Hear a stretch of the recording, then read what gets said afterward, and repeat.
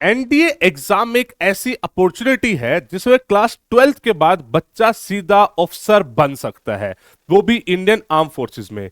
ये one of the best career option बोला जाता है, बिकॉज इससे बेहतर facilities and life in general किसी और करियर में होती नहीं है।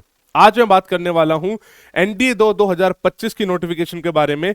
यूपीएससी साल में दो बार ये नोटिफिकेशन रिलीज करती है। अभी 28 मई को नोटिफिकेशन रिलीज हुई फॉर एनडीए 2025 एग्जाम, जो कि होने वाला है सितंबर में। मैं इस वीडियो में हर एक चीज कवर करूंगा कि भाई साहब क्या सिलेबस होता है, क्या ओवरऑल इस बार एप्लीकेशन फॉर्म में चेंजेस हुए हैं, किस तरीके से आपको पढ़ाई करनी चाहिए, वैकेंसी क्या है, हर एक चीज कंप्लीट डिटेल आपके सामने मैं शेयर करूंगा। वीडियो को एंड तक देखना, अपने यार दोस्तों को शेयर जरूर करना। एक ऐसी ऑफिशियल नोटिफिकेशन यूपीएससी हर बार रिलीज करता है। इस बार जब यूपीएससी नोटिफिकेशन रिलीज करी तो उसे बहुत सारे चेंजेस भी लाए। बहुत सारे चेंजेस ऐसे थे तो मतलब सच में थोड़ा सा एक्सेप्ट कर पाना मुश्किल हो गए, बिकॉज एकदम से जब इतने सारे चेंजेस आ जाते हैं तो प्रोसेस बड़ा कॉम्प्लिकेटेड हो जाता है। एक तो आपको इस फॉर्म को अप्लाई करना पड़ेगा। फॉर्म को अप्लाई करने के लिए एक बहुत ही लंबा प्रोसेस है, जिसको मैंने स्टेप बाय स्टेप समझाया है, एक अलग से वीडियो बनाई है। किसी को कोई भी दिक्कत आ रही है वो वीडियो देखेगा, मेरे हिसाब से 99% वो आपका प्रॉब्लम सोल्व हो जाएगा। तो फॉर्म कैसे भरना है वो तो आप वहां पे देख लेना, मैं बाकी सब चीजें यहाँ पे एक एक चीज डिस्कस कर दूंगा। अच्छा, बाई चांस कोई ऐसा हो जो मुझे ना जानता हो, मेरा नाम सुमित कुमार है। पिछले 5.5 से 6 सालों से मैं बच्चों को एनडीए के लिए गाइड कर रहा हूं, और ना जाने कितने हजार बच्चों का हमने रिटर्न क्लियर कराया। उसमें से फिर बच्चे रिकमेंड हुए और आज की डेट में अकेडमी में है, कुछ ऑफिसर भी बन गए हैं। तो बड़ा प्राउड फील होता है कि नेशन बिल्डिंग में हम इस तरीके से हेल्प कर रहे हैं। हम ऑनलाइन एंड ऑफलाइन दोनों ही माध्यम से बच्चों गाइड करते हैं। ऑनलाइन हमारी एप्लीकेशन का नाम है LWS ऐप।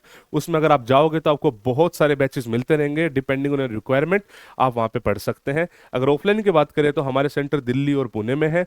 दिल्ली में हम अभी 5 जून को ही बैच ला रहे हैं, और भी बैचेस आते रहते हैं। मैं आपको इस बात की गारंटी देता हूं कि LWS आज की डेट में पूरे इंडिया में बेस्ट क्वालिटी कंटेंट डिलीवर करता है। उसी का रिजल्ट है कि हम इतने ज्यादा रैंकर्स और बच्चों को इतना सारा प्यार पा पाते हैं, राइट। खैर, ये बातें मेरे बारे में होगी, अब मैं नोटिफिकेशन की बात कर लेता हूं। नोटिफिकेशन रिलीज हुई बच्चे 28 तारीख को, 28 मई को। कुछ कुछ चीजें इंपॉर्टेंट थी। सबसे पहले यूपीएससी ने यही हाईलाइट करा कि इस बार जो फॉर्म भरने का तरीका है यूपीएससी ने उसको चेंज कर दिया, और इस बार नया तरीका आपको फॉलो करना पड़ेगा upsconline.nic.in पे जाके, जिसके बारे में मैंने आपको बताई है। पहले अगर आपने कभी फॉर्म भरा है तो पहले ओटीआर होता था, तो ओटीआर अब एक्सेप्टेबल नहीं होगा। जब फॉर्म भर रहे हैं तो यूपीएससी बोल रहा है कि अगर हो सके तो प्लीज अपने आधार कार्ड की आईडी को यूज करना। दूसरी आईडी से भी हो जाएगा, बट आधार कार्ड से थोड़ा सा इजी पड़ता है। upsconline.nic.in पे मैंने बताया ये, और सपोर्टिंग डॉक्यूमेंट्स है, मतलब अगर आधार कार्ड ना हो तो आप बेसिकली इन डॉक्यूमेंट्स का यूज कर सकते हो। जो फॉर्म भरने की आखिरी तारीख है वो 17 जून रहेगी। किसी टाइप की फॉर्म भरने में कोई दिक्कत आती है तो यूपीएससी ने अपनी हेल्पलाइन नंबर भी इस बार रिलीज करा है, जो नॉर्मली नहीं करती है, बिकॉज इस बार चेंजेस हुए हैं तो यूपीएससी सपोर्ट कर रही है बच्चों का, ठीक है। खैर, ये तो ये वाली बातें होगी। बात कर लेते हैं वैकेंसी के बारे में। वैकेंसी बहुत ज्यादा इंपॉर्टेंट है। इस बार 406 वैकेंसी रिलीज हुई है।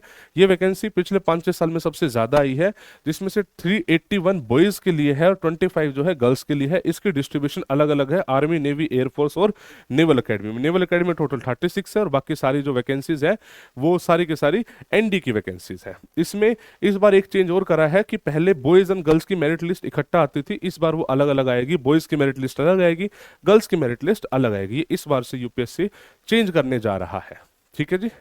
अगर आप सेंटर्स की बात कर ले तो अलग अलग एग्जामिनेशन सेंटर होते हैं। मोस्टली आप मान के चलो कि लगभग हर मेजर सिटी यूपीएससी अपना सेंटर रखता ही रखता है। एलिजिबिलिटी की बात कर ले, सबसे पहले तो नेशनलिटी आती है कि आप इंडियन होने चाहिए, नेपाली भी चलेंगे, और भी बहुत सारी कंट्रीज की एलिजिबिलिटी होती है। बट मेन जो चीज होती है वो एज लिमिट होती है। आप अनमेरिड होने चाहिए, मेल फीमेल दोनों ही एलिजिबल है, और जो डेट ऑफ बर्थ है 1 जन 2007 से लेके 1 जन 2010 के बीच में, या फिर इन डेट्स पे अगर आप पैदा हुए हो तो आप एलिजिबल हो। पहले सेकंड होती थी, जिसको फर्स्ट कर दिया है। ये बहुत ही अच्छी चीज करी, बिकॉज इससे बहुत सारे बच्चों का एक अटेम्प्ट बढ़ जाता है। चलिए, इसके अलावा अगर हम बात करें एजुकेशन क्वालिफिकेशन की, अगर आपको आर्मी विंग में जाना है तो आपके पास क्लास 12th में कोई भी स्ट्रीम में कोई फर्क नहीं पड़ता। आप आर्ट्स से हो सकते हो, कॉमर्स से हो सकते हो, साइंस से हो सकते हो, कोई दिक्कत नहीं है। वहीं पे अगर आपको जाना है एयरफोर्स एंड नेवल अकेडमी में तो भाई साहब, या फिर एयरफोर्स नेवी में आपको जाना है तो आपके पास क्लास 11th एंड 12th में मैथ्स एंड फिजिक्स होनी चाहिए, यानी कुल मिला के आपके पास पीसीएम होनी चाहिए, तभी हो सकता है। जब भी आप ये फॉर्म भर रहे हो उस टाइम पे आप एटलीस्ट क्लास 12th में होने चाहिए या क्लास 12th पास आउट होने चाहिए। 11th वाला बच्चा इस फॉर्म को कभी भी ना फिल करे। क्लियर होगी बात? Physical standard, basic physical standards meet करते हैं। जो फॉर्म को भरने की फीस है that is 100 rupees except SC ST and female candidates. इसके अलावा अगर आप सैनिक स्कूल मिलिट्री स्कूल में पढ़ रहे हो और आपके पापा सर्विंग है तो भी आपकी फीस एग्जाम्प्ट है। चलिए, ये बातें तो मतलब बेसिक फॉर्म वाली होगी कि आपको फॉर्म कैसे भरना है एंड ऑल, ये सारी बातें हैं। अब आ जाते हैं हम सीधा सीधा एग्जामिनेशन पैटर्न पे। अगर आप एग्जाम पैटर्न की बात करें तो दो मतलब बेसिकली पेपर होते हैं। मैं आपको एक कंप्लीट डिटेल बताता हूँ। बेसिकली जो NDA का पेपर होता है वो 3 स्टेज में होता है। सबसे पहली स्टेज होती है रिटन एग्जामिनेशन, उसके बाद होता है SSB, उसके बाद होता है मेडिकल्स। मेडिकल्स इज समथिंग जो आपके हाथ में नहीं है, आप चाह के भी प्री मेडिकल्स नहीं करा सकते, कुछ भी नहीं करा सकते। रिटन एग्जामिनेशन जो है वो 900 मार्क्स का होगा बच्चे, और जो SSB है वो भी 900 मार्क्स का होगा। टोटल जो आपकी मेरिट बनती है वो 1800 मार्क्स में से बनती है, जिसमें रिटन में आपकी अगर बात कर ले तो रिटन में 2 पेपर होते हैं। पेपर 1 जिसको बोलते हैं मैथमेटिक्स, पेपर 2 जिसको बोलते हैं GAT। मैथमेटिक्स की बात करें तो क्लास 11th एंड 12th की मैथमेटिक्स का सिलेबस होता है, और GAT की बात करें तो GAT 3 पार्ट्स में डिवाइड है, इंग्लिश, GK एंड साइंस। अगर हम बात कर ले कट ऑफ की तो बेसिकली जो मैथ्स का पेपर होता है ये 300 मार्क्स का होता है, और जो GAT का पेपर होता है ये 600 मार्क्स का होता है। बच्चे को एटलीस्ट 25% मार्क्स इसमें लाने होते हैं, एटलीस्ट 25% मार्क्स इसमें लाने होते हैं। ये 25% भी वेरी कर जाता है, कभी 20 भी गया है, कभी 30 भी गया है, लेकिन 25% नॉर्मल ट्रेंड है। तो आपको एटलीस्ट 25% मार्क्स तो इंडिविजुअली लाने पड़ेंगे, जिसको हम बोलते हैं सेक्शनली पास होना पड़ेगा, सेक्शनल कट ऑफ उसको बोलते हैं। और उसके बाद अलग से ओवरऑल अप्रोक्सीमेटली मतलब आप मान के चलो 300 से 350 कट ऑफ जा रही है बहुत पिछले टाइम से, तो इतने मार्क्स आपको ओवरऑल 900 मार्क्स में से लाने होते हैं। जिस बच्चे के इतने मार्क्स आ जाते हैं उसको बोलते हैं कि उसने ND रिटन क्वालिफाई कर लिया। अब वो नेक्स्ट स्टेज की तरफ बढ़ता है, जिसको बोलते हैं SSB। SSB एक 5 डेज का प्रोसेस है, जो मतलब वर्ल्ड का the most difficult interview process बोला जाता है। बट ऐसे घबराने की बात नहीं है, अगर आपको फौज में ऑफिसर बनना है तो आपको SSB देना ही पड़ेगा। और SSB की बात करें तो आज की डेट में पूरे इंडिया में the best selection LWS claim करता है। ठीक है, तो भाई क्योंकि मतलब उसके भी अपने रीजन से हम 15 दिन का रेजिडेंशियल प्रोग्राम चलाते हैं, जिसमें हम बच्चे की पर्सनैलिटी पे काम करते हैं। बेसिकली एक पर्सनैलिटी का ही टेस्ट है। ठीक है, और जो बच्चा फिर SSB में जाता है तो बहुत सारे बच्चे डे 1 पे आउट हो जाते हैं, बाकी 5 दिन रह के कुछ रिकमेंड होते हैं, कुछ कॉन्फ्रेंस आउट होते हैं, और जो रिकमेंड हो जाता है उसको हम बोलते हैं रिकमेंडेड कैंडिडेट। अब ये जो रिकमेंडेड कैंडिडेट है इनके मेडिकल्स होते हैं और अल्टीमेटली मेरिट बनती है। उस मेरिट में से जो ऐसा नहीं बोलना चाहिए कि पहले ही 400, और भी बहुत सारे लॉजिक्स होते हैं, बट उस मेरिट में से 400 बच्चा अप्रोक्सीमेटली हर बार अकेडमी जाता है। अगर मैं बात कर लूँ मैथ्स और GAT की, तो मैथमेटिक्स का जो सिलेबस होता है वो क्लास 11-12 की अगर आपने NCERT ढंग से पढ़ी है तो वो इसके लिए फाउंडेशन है, वो बेस है। मैं ये नहीं कह रहा उसी वही लेवल रहेगा, उससे थोड़ा सा ऊपर जरूर आएगा। तो इसमें मतलब स्ट्रेटेजी क्या है उस पर हम बात कर लेंगे, बट 11-12 की जो NCERT है वही इसका बेस है। अगर हम बात कर ले GAT में, तो GAT में जो इंग्लिश होता है उसमें सिलेबस होता है कॉम्पिटिटिव इंग्लिश जो होती है, जिसमें वोकैब आती है, जिसमें ग्रामर आती है, जिसमें मतलब रीडिंग कॉम्प्रिहेंशन आता है, ये सब आता है। GK की बात करें तो history, geography, polity, economics, current affairs, ये सारा सिलेबस जिसको कॉम्पिटिटिव GK के नाम से हम जानते हैं। अगर हम बात करें साइंस की, तो साइंस में physics, chemistry, biology up to class 9-10 वाली जो लेवल है वो आता है। इन तीनों के ही 50-50-50 क्वेश्चन आते हैं, और टोटल 150 क्वेश्चन होते हैं, एक क्वेश्चन 4 नंबर का GAT में।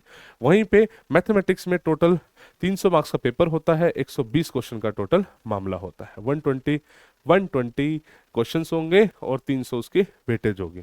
अगर हम बात कर ले कि भाई पेपर को क्रैक करने के लिए आपको क्या चाहिए, पेपर को क्रैक करने के लिए सबसे इंपॉर्टेंट चीज है पेपर को आपने सही तरीके से अप्रोच करा है, जिस अप्रोच में स्ट्रेटेजी इज द की। जैसे मैथमेटिक्स में अगर आप देखोगे तो सब चैप्टर्स बहुत ज्यादा है, बट मतलब 11-12 पूरी है तो मोटा मोटा हम 37 चैप्टर बोलते हैं, 37 चैप्टर्स है। तो लेकिन अगर आप ध्यान से देखोगे तो कुछ लिमिटेड चैप्टर को करके भी आप अपना मैथ्स में स्कोर अच्छा कर सकते हो। टोटल ऐसे 13 चैप्टर हैं, ऐसे 13 चैप्टर हैं जहां से अप्रोक्सीमेटली 70 क्वेश्चन आ जाते हैं। तो मैथमेटिक्स में जो अप्रोच होनी चाहिए वो ऐसा होना चाहिए कि आपको सेक्शनली तैयार करना है, मतलब आपको पूरा सिलेबस कर पाओ तो बहुत ही अच्छी बात है। अगर बाई चांस ना कर पाओ, बाई चांस ऐसा हो जाए कि आप ना कर पाओ, तो आप कुछ चैप्टर सेलेक्ट कर लीजिए जिन चैप्टर के बेसिस पे अपने मैथमेटिक्स में आप सही स्कोर कर सकते हैं। अच्छा, अब जैसे सपोज करो आपका टारगेट है कि भाई इंडिया के पेपर में 900 में से 350 400 नंबर लाने। अब उसमें भी सबके अलग अलग स्ट्रेटेजी हो सकती है। कोई बच्चा मैथ्स में 100 टारगेट कर रहा होगा, जीएटी में 300 कर रहा होगा, कोई बच्चा मैथ्स में 150, जीएटी में 250, जो भी सबका अलग अलग रहे। तो उसके हिसाब से अपने मैथमेटिक्स में आपके टारगेट क्या है, टारगेट के हिसाब से चैप्टर डिसाइड कर सकते हो और उसके हिसाब से उसकी प्रिपरेशन कर सकते हो। एलडब्ल्यूएस इसी चीज को थोड़ा सा आसान बनाता है, जिसमें एफिशिएंट मैनर में आप इस चीज की तैयारी कर सकते हो। हमें ये पता है क्या पढ़ना है क्या नहीं पढ़ना है, तो उसी चीज को हम इफेक्टिव मैनर में करते हैं ताकि आपके कम टाइम में ज्यादा चीजें रेडी हो जाए। Same goes with GAT. GAT में हमारा ऐसा मानना है कि आपको कंप्लीट सिलेबस एटलीस्ट एक बार ट्राई जरूर करना चाहिए। मतलब कि आप ये मत सोचो कि भाई मैं हिस्ट्री छोड़ दूंगा, पॉलिटी छोड़ दूंगा, नहीं, आप एक बार कम से कम सारा का सारा पेपर का सिलेबस तैयार करो। बिकॉज इसमें जो पेपर आता है उस हिसाब से आता है, 30 से 40% पेपर ईजी होता ही होता है, 30 से 40% पेपर मीडियम होगा ही होगा। तो अगर आप इतना भी कर लोगे तो भी हो जाएगा। सिर्फ तब ही हो सकता है जब आप कंप्लीट सिलेबस करोगे। अगर आपने कोई चैप्टर छोड़ दिया, कोई सब्जेक्ट छोड़ दिया, तो फिर ये एलिजिबल रहोगे नहीं आप इस चीज के लिए। इतना मुश्किल नहीं है। यूपीएससी में नंबर ऑफ सब्जेक्ट ज्यादा है, बट ओवरऑल पेपर का लेवल बहुत ज्यादा नहीं होता है। अगर आप ढंग से, मतलब एक प्रॉपर स्ट्रेटेजी के तहत फॉलो करो, एक डिसिप्लिन तरीके से तैयारी करो, तो एनडीए का रिटन एग्जामिनेशन मुश्किल नहीं है। इसी चीज की गाइडेंस हम भी देते हैं, आप हमसे ले सकते हो, ऑनलाइन माध्यम से, ऑफलाइन माध्यम से। बच्चों ने ली है, बच्चे सक्सेसफुल हुए हैं, आप भी हो सकते हो, अपना सपना पूरा कर सकते हो। अपने हिसाब से मैंने इस एग्जाम की हर एक चीज कवर करने की कोशिश करी है। फिर भी अगर कुछ रह गया हो तो मुझे कमेंट सेक्शन में जरूर बताइएगा। I will try to help you out in every possible manner. जय हिंद, जय भारत।